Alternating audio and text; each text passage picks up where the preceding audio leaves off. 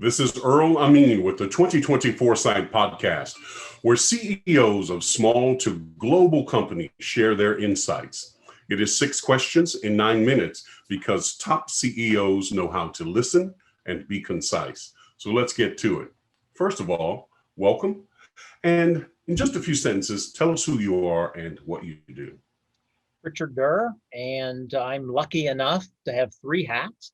One is we run a toy store for 25 years here in the local Chicagoland area. I also am a franchiser of the largest franchise in the United States of toys, Learning Express Toys, and I'm the president of the Franchise Advisory Council, which gets to represent our franchisees with the franchisor. But at the end of the day, I like to make kids happy and smile. Indeed. Wonderful. Well, I'm really interested in the answer to this question. What's the best thing about being the CEO of your company? The last couple of years, the best thing has been that we are creating the future of brick and mortar, small, independent toy store retail. And with that, frankly, there aren't many left. There's less than 1,500 in the United States since the advent of online and many other things like Amazon. So every day is a challenge to keep us alive, keep it growing, and also attract some new young talent so that this niche, because I believe both online and in-store experiential stores like brick and mortar for the local community can both survive. Agreed. Well, throughout your 25-year journey, I'm sure you've spoken with others who are in the entrepreneur pathway, CEOs and the like. And like myself, I hear from CEOs quite often that leading your team and being able to see the road ahead can be a challenge. What are your thoughts? I don't see it as a challenge. Maybe it's my age and experience now, but I believe in an iterative strategy. In other words, move, try it. If it fails, you move on. Try little bets. Toys is a very risky business. That's one of the things. You're always betting on the future. You're betting on the come of what kids' whims will be. Fads come out of the blue. You don't predict those. And you're always buying seasonal way ahead. So if you sit back and try to have a grand strategy, you're going to fail. And so I believe iterative is the way to go. Small bets. Don't waste time. Every day is a challenge. Every day is an opportunity. Wow. Well said. So out of all of that, what particular piece of insight do you want to share with other CEOs? I would say one thing that my attitude has changed is policy hard, but administer lightly.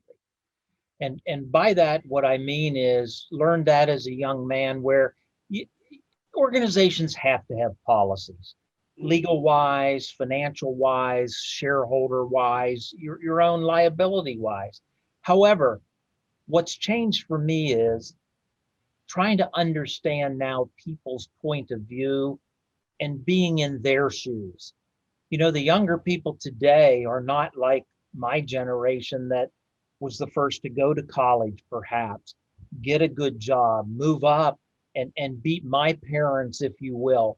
Now it's a whole different struggle. And, you know, the challenges in America right now and globally, I would say be more empathetic, but yes, you will policy, but when you have to make key decisions, I would say administer by the case, not in general. Great wisdom there. Thank you for that. Well, tell me again, through your many years of successful entrepreneurialism, what other successful CEOs, your peers who are successful like yourself, would you like to acknowledge or give a shout out to and should be on my podcast? You know, Earl, as I go through the list, it's some that I've worked with currently, as well as one or two that I've just known tangentially, but I believe they are up and comers. Russell James Hornsby sepia company out of St. Louis, in the toy business, a private company, a very different thinker, but a mover and shaker. There's one. Number two, Melissa Bernstein, the founder and owner of Melissa and Doug Toys. She was simply the latest to come out about mental depression and how she struggled, and that how toys saved her life. And Melissa and Doug being a great partner of ours, I've known her for 25 years, took courage. And finally, a younger CEO, Laura Zabersky, the son of the owner at Jazzwares. I think she is going to make an impact on the toy business. And she is the type and that age group that you need to find out more if you have any interest in kids, toys, gifts, and whether this industry will continue to explode like it has. Outstanding. Thank you very much for that. Now, Richard, for the final question, how do you celebrate a win? And it's got to include toys, by the way. Oh yeah, recent grandson. Haven't seen him yet, but we're getting ready to go to Boston from Chicago, and we're going to see Teddy, Theodore Randall. We're going to give him the toys. But two things.